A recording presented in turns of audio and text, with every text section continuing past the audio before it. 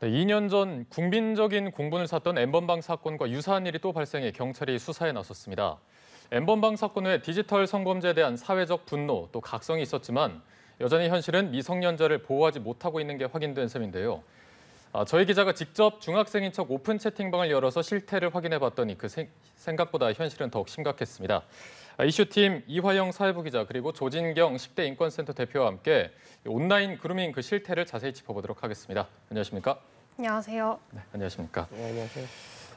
N번방 사건 그야말로 전 국민을 분노하게 했는데 2년 전에 발생했습니다. 지금 그런데 논란이 되고 있는 또 오늘 저희가 다뤄볼 제2의 N번방으로 불리고 있는 사태가 그때보다 비교했을 때 더 악랄한 수법으로 진화했다 이렇게 들리고 있습니다. 또 직접 취재를 좀 하셨죠? 네, 최근 이제 다시 제2 N번방 사건이라고 해서 또 다른 사건이 이제 수면 위로 올라왔는데요. N번방 사건이 미성년자를 협박해서 불법 성착취물을 제작 유포했던 사건인데 이번 사건도 마찬가지로 유사했지만 수법은 더 악랄했다고 합니다. N번방 사건을 밝혀냈던 2인조 추적단 불꽃이라는 친구들이 있는데요. 이들을 사칭해서 미성년 피해자에게 접근해서 피해자에게 먼저 연락한 뒤에 이제 본인의 사회생활 정보가 유출됐다며 이제 가해자와 대화를 하고 있으면 내가 도와주겠다 이런 식으로 피해자를 유인했습니다. 이런 거짓말에서 속아 넘어간 피해자는 이제 협박에 시달리면서 불법 성착취물을 제작하는 데 이제 희생됐던 겁니다. 가해자는 또 N번방 박사방보다 더 악랄했던 건 대화방을 고정하지 않고 방을 열었다 닫았다를 반복하면서 영상을 유출한 것으로 알려졌습니다. 이렇게 현재까지 알려진 피해자는 6명에 이르는 것으로 알려졌습니다. 네, 이게 당시에 N번방 사태를 보면서 뭔가 겁을 집어먹고 반성을 하기보다는 조금 더 어떻게 하면 더 잘 빠져나갈까 이런 고민을 한 게 더 보이는 대목이어서 더 분노를 유발하는 것 같습니다. 지금 이제 피해자 중에 또 초등학생으로 추정되는 피해자도 포함이 된 것으로 알려졌는데 지금 10대 인권을 위해서 활동하시지 않습니까? 이런 일을 볼 때마다 많이 더 속상하시고 분노하실 것 같습니다. 그렇죠. 예.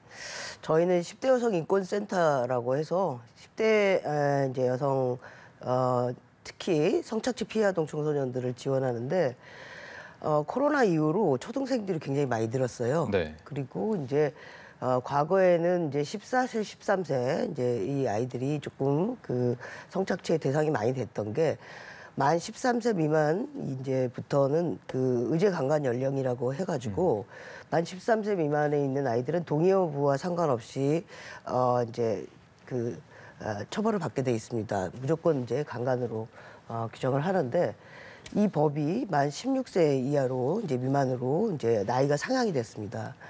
그러니까 그러면서 초등생들을 성착취의 대상으로 보는 것이 이제는 성범죄자들이 이제 본인들 처벌하고 상관없이 활동하고 있는 거죠. 그러니까 그만큼 자신이 있는 거예요. 처벌이 안 될 것이라고 하는 자신도 있는 거고, 이제 잡히지 않을 거라고 하는 자신이 있기 때문에 더 저연령화되는데 초등학교를 다니는 아이들은 판단이 더 떨어지는 거거든요. 이제 중학교, 고등학교 아이들보다 판단이 더 떨어지기 때문에 본인이 지금 무슨 일을 겪고 있는지에 대해서 내가 이걸 신고를 해야 되겠다 이런 생각을 할 수가 없다는 거를 가해자들이 더 이용하고 있다고 볼 수 있는 거죠. 네, 그럼 피해자들의 심리도 조금 더 자세히 잠시 후에 짚어보도록 하고요.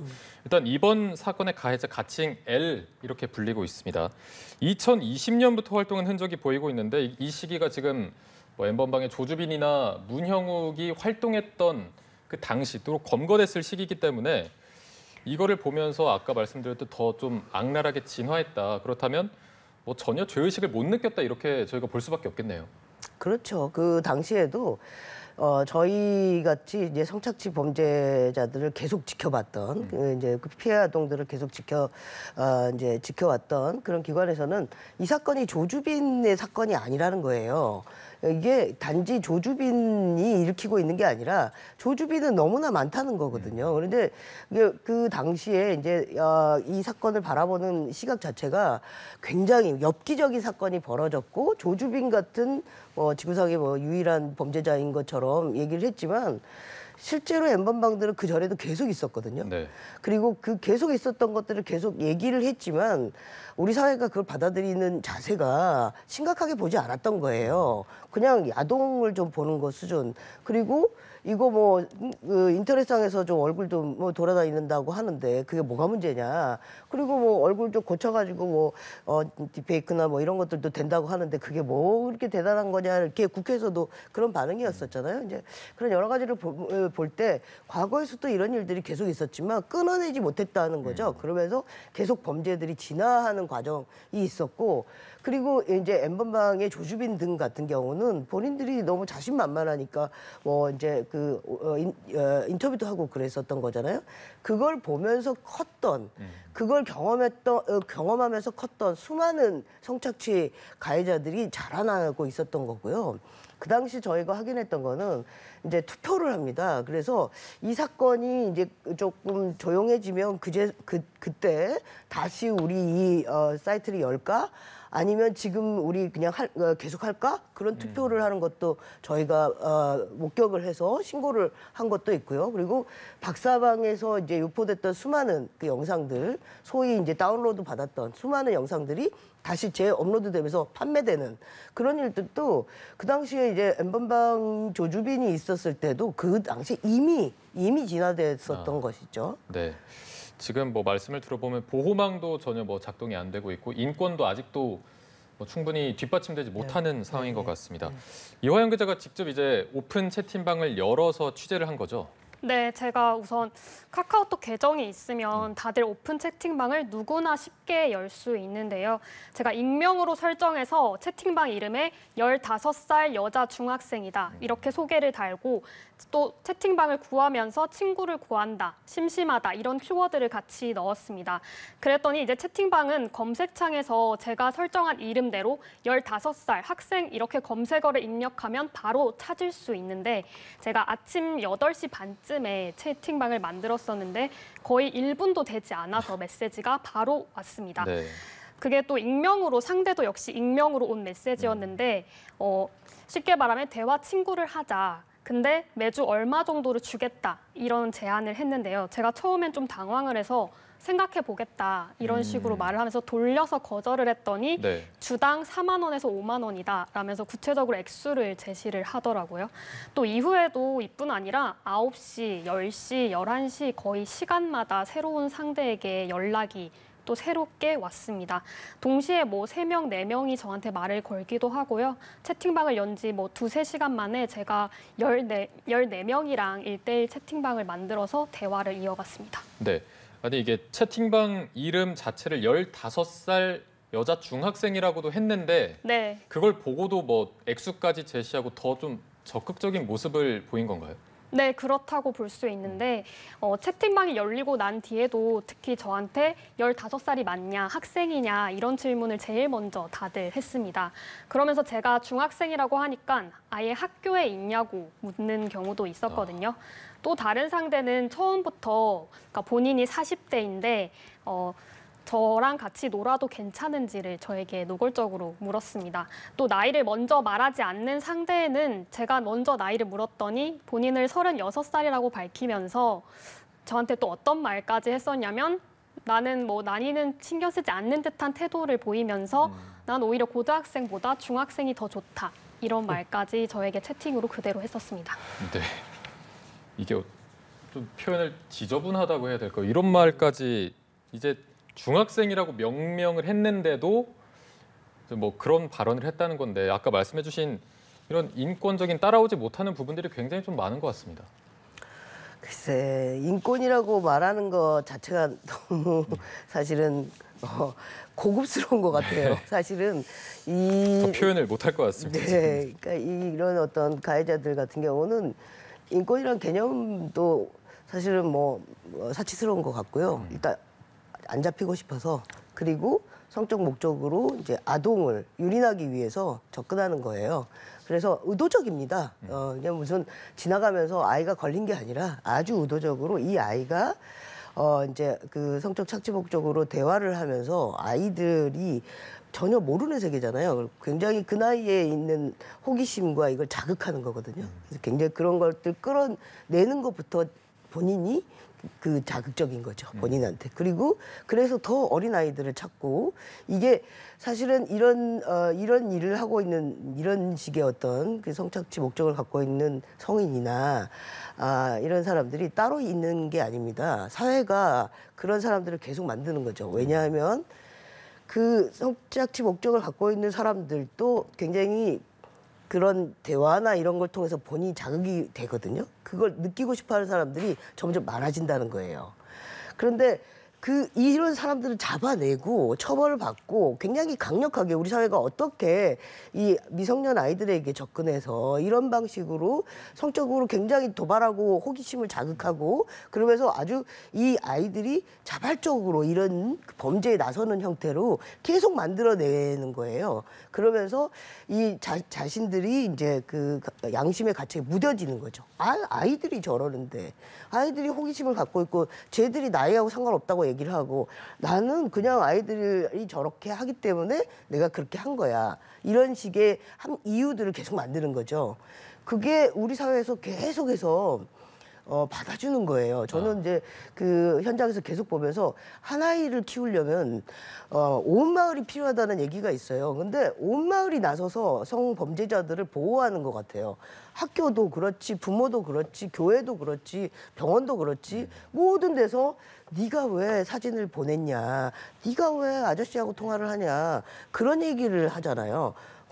이 성적 목적을 가지고 이제 접근하는 성인들한테 당신 절대로 안 돼. 그리고 우리가 끝까지 찾아가지고 너를 잡아서 너가 잡힌다라고 하는 본보기를 통해서 모든 사람들이 절대로 그런 일을 하면 안 된다라고 하는 걸 보여주겠다고 하는 사회적인 어떤 사인을 보내지를 않는 거예요. 최근에 더합니다. 엠번방 이후로 조주빈 그냥 23년 굉장히 심각한 처벌 받았다. 그걸로 끝이에요. 그리고 저는 현장에서 더더욱이 어떻게 이렇게 많은 사람들이 계속해서 일어나고 있는데 마치 사건 다 종료됐고 우리 사회는 굉장히 많은 법이 만들어졌고 그러니까 다 좋아진 것처럼 다시 다 후퇴하고 엠번방 방지법이 시행되는 첫날 헌법 소원하겠다고 어떻게 그런 말을 합니까? 저는 이런 일들이 이런 그 제2의 엠번방 사건, 제3의 엠번방 사건들을 계속해서 일으킬 수 있는 그런 토양을 제공한다고 봅니다. 네, 말씀해 주신 대로 이 아이들이 좀 자발적으로 이렇게 들어가는 환경을 교묘하게 만들다 보니까 피해자와 가해자가 좀 분리가 안 되는 측면도 더 심각한 것 같고요. 실제로 이제 카톡방을 만들어서 대화를 해보면 아까도 뭐 구체적인 액수를 또 제시하지 않았습니까? 그렇다면 결국에는 성착취의 의도가 명백했다고 보일 수밖에 없는데 그런 대화들이 계속해서 왔습니까? 저는 성적인 의도가 분명히 대화에 담겨 있었다고 생각을 하는데요. 아까 말씀드린 것처럼 돈을 줄 테니까 대화를 하자는 노골적인 말도 있었는데 처음 질문부터 저의 채팅방에 들어와서 저를 보지도 못했는데 날씬한지 통통한지 이제 체형을 제가 중학생인데 그런 걸 묻기 시작했고요. 네. 또 다른 상대는 제가 학생이라고 했더니 교복을 입고 있는지 물어보더라고요. 그러면서 그 다음에 교복 치마 입은 게 보고 싶다는 연락이 바로 날라왔습니다. 그래서 제가 그게 왜 보고 싶냐고 반대로 이제 답을 던졌더니 채팅방을 나가버리더라고요. 저는 그런 거 태도에서 보면 이 성적인 의도를 가지고 15살 중학생인 저를 찾아왔다 이런 태도가 보였고 또 다른 상대는 저에게 대뜸 주인님이라고 불러도 되냐부터 시작해서 좀 이상한 말들을 많이 차마 담기는 어려운데 했고요. 이외에도 뭐 대화 수위가 높아지면 사랑으로 발전할 수 있냐고 정말 이 대화는 그대로 읽은 건데 이런 이해할 수 없는 말을 하는 상대도 있었습니다.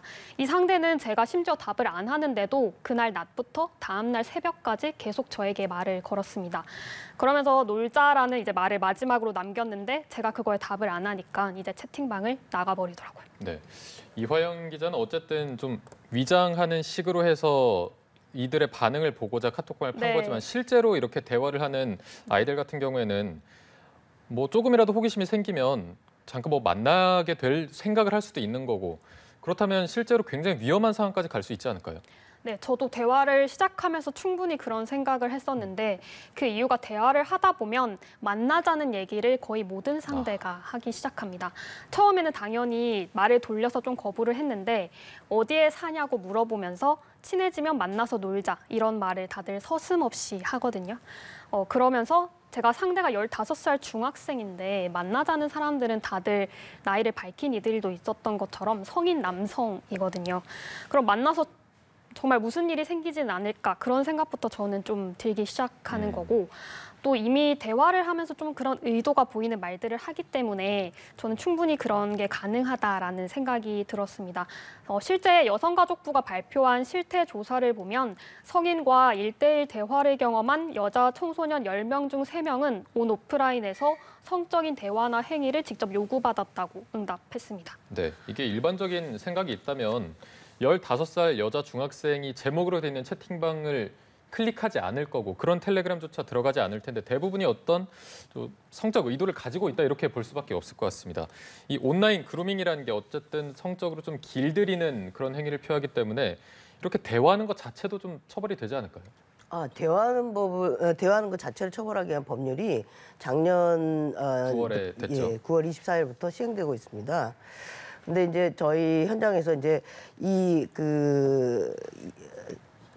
법이 제대로 작동하고 있다는 생각을 할 수가 없습니다. 사실은. 그리고 방금 이제 기자님께서 말씀하셨던 그런 어떤 사례들은 일종의 하나의 현상으로 딱 정확하게 이제 공식화되고 있는 느낌이 드는데 이게 그 온라인 매체들의 IT 기술 기반하고 같이 결합되면서 범죄 형태가 계속 변하는 거예요.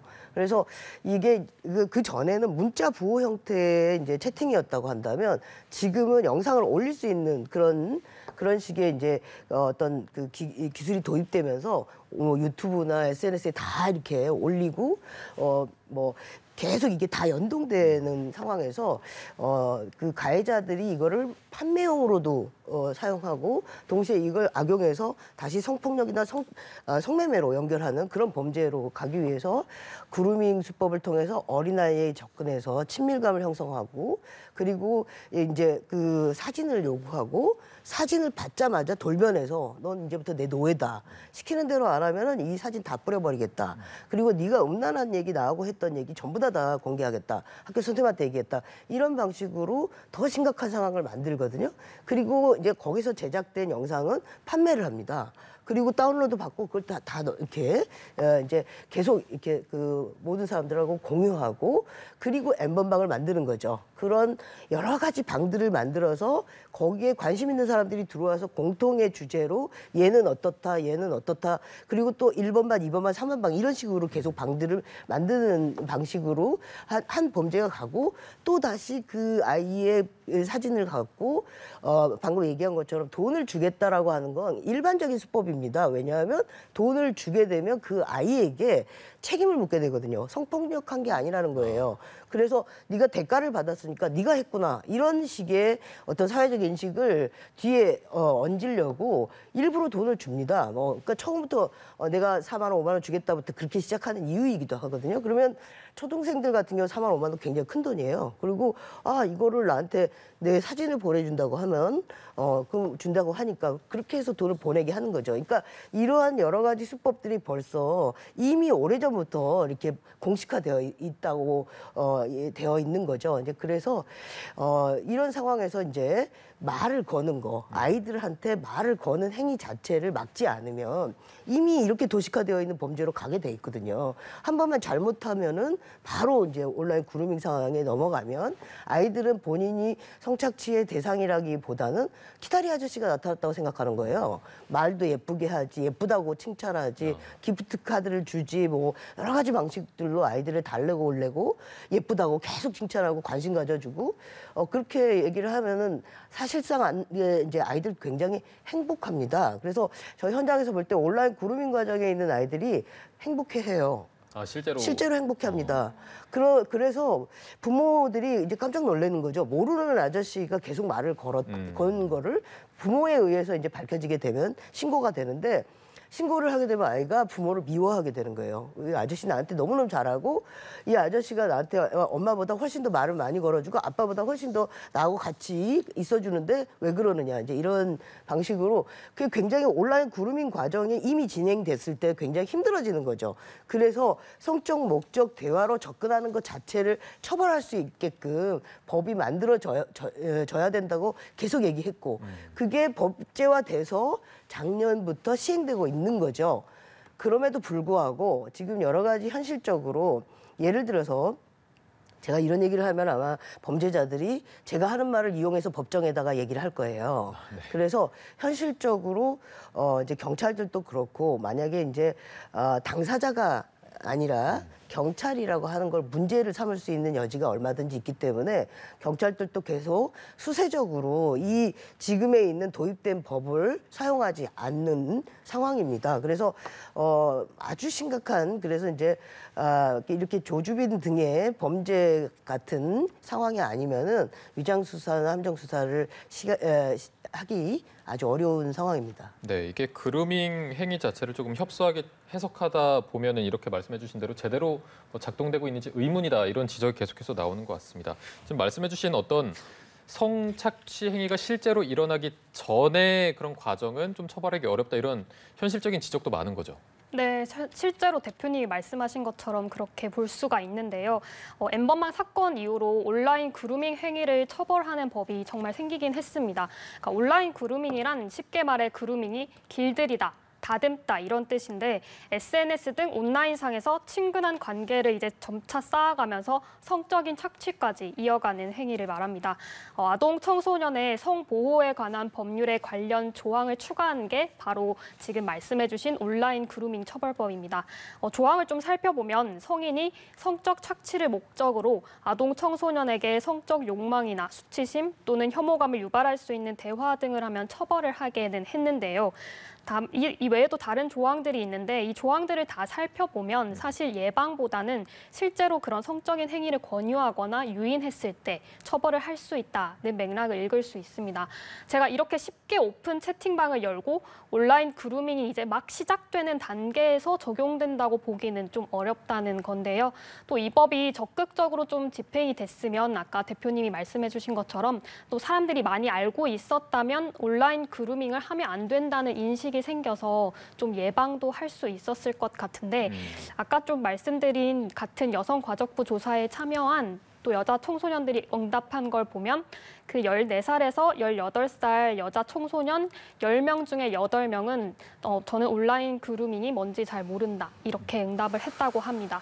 그러니까 온라인 그루밍이 어떻게 정말 시작되는지도 모르는 채로 이미 제가 채팅했던 것처럼 그루밍 위험에 놓일 수 있는 거죠. 그러니까 이런 실태를 보면 좀 미성년자를 선택해서 좀 성인들이 성적인 목적을 가지고 채팅을 계속하는 이들이 생겨날 수밖에 없다. 저는 그렇게 봤습니다. 네, 이런 아동 청소년 관련 범죄가 발생할 때마다 해외 사례랑 조금 비교를 해보면 해외에선 굉장히 엄격합니다.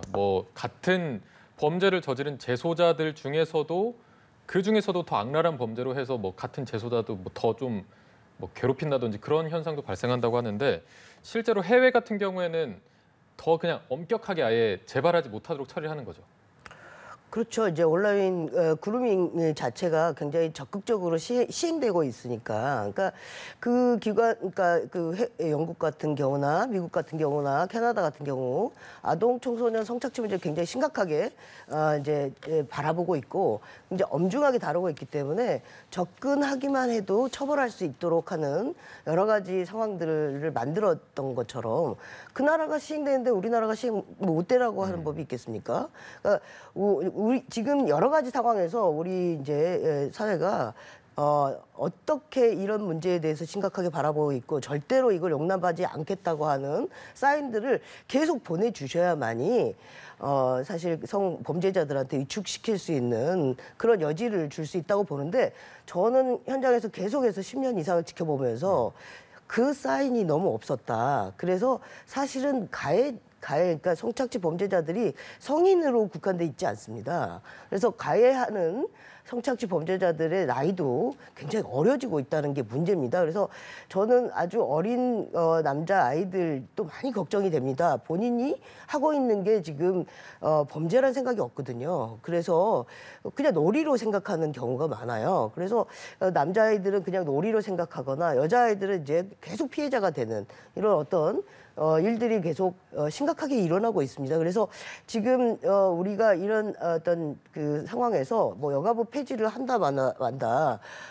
기본적으로 저희 같은 기관에서는 이런 여러 가지 그 굉장히 혼란스러운 정부 조직이나 이런 부분들이 저희가 일할 수 없게 만드는 상황입니다. 우리 현장에서는 계속 아이들이 찾아오고 있고 너무너무 어려지고 있고 저희는 이 아이들한테 해줄 수 있는 일들이 그러니까 많아야 되는데 할 수 있는 일이 굉장히 제약되어 있는 거죠. 그리고 어딘가에 소통하고 계속 문제 제기할 만한 그런 정부 그룹이 없다는 거예요. 이런 상황들이 저희 입장에서는 너무너무 심각하고 답답하게 느껴질 뿐만 아니라 아이들이 이 온라인 그루밍에 대해서 모른다고 얘기를 하는데 홍보를 안 하는데 어떻게 합니까? 제가 볼 때 부모도 모르고 있고 학교 선생님들도 모르고 있고 심지어 경찰들도 모르고 있어요. 그러니까 도대체가 우리 사회가 이 법을 만들었지만 법에 대해서 아무도 홍보를 안 하고 있고 아무도 모르는데 성범죄자들이 안 날뛰겠습니까?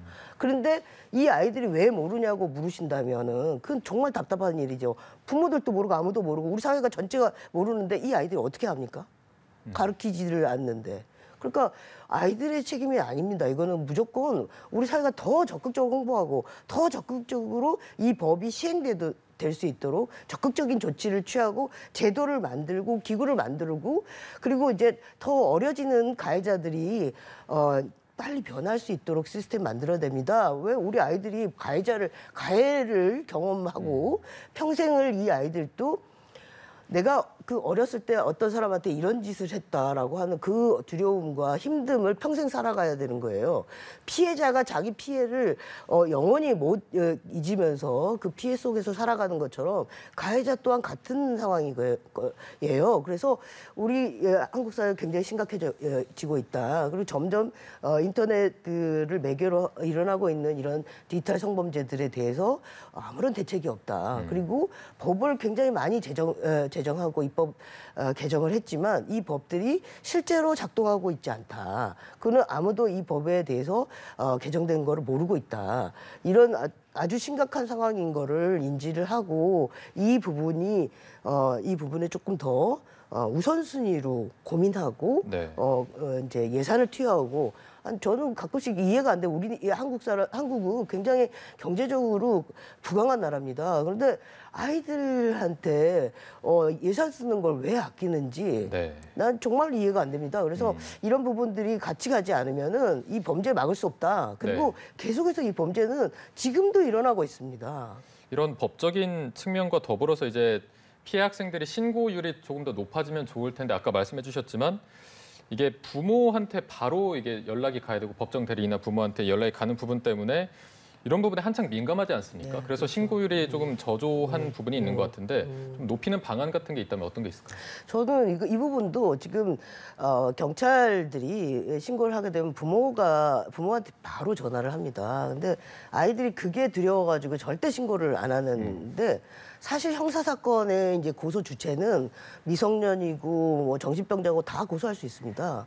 그러니까 우리가 아동 청소년을 지금 이제 신고를 할 수 없는 게 아닙니다. 형사사건은 누구든지 신고하게 돼 있어요. 근데 아동 청소년은 보호자가 이 아동 청소년을 안전하게 보호하면서 이 사건들을 잘 서포트하기 위해서 필요한 거지 신고 자체를 막기 위해서 보호자한테 전화해서 보호자가 알아야 돼. 이건 아니라는 거예요. 네. 그러니까 아이들은 언제든지 신고할 수 있습니다. 수사기관은 그 부모한테 알려야 된다고 강요하면 안 됩니다. 네. 그리고 아이들 입장에서도 신고를 하기를 원하는데 부모가 걱정이 된다고 할 때 경찰은 지원기관에게 연락을 해주십시오. 그래서 지원기관이 초동수사에서 안전하게 보호하면서 그 아이가 경험했던 모든 얘기를 경찰한테 편안하게 얘기할 수 있도록 그런 시스템 정착되게 해주십시오. 네, 알겠습니다. 조금 더 갈 길이 멀어 보입니다. 자, 이슈팀 이화영 사회부 기자 그리고 조진경 10대 인권센터 대표 두 분과 함께했습니다. 오늘 고맙습니다. 네, 감사합니다. 고맙습니다.